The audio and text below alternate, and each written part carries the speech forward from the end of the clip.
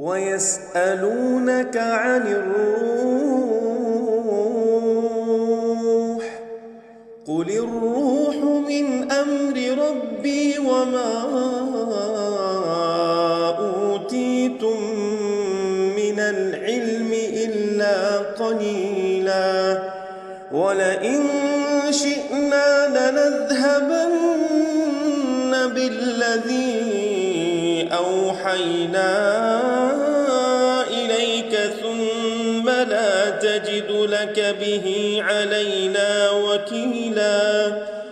إلا رحمة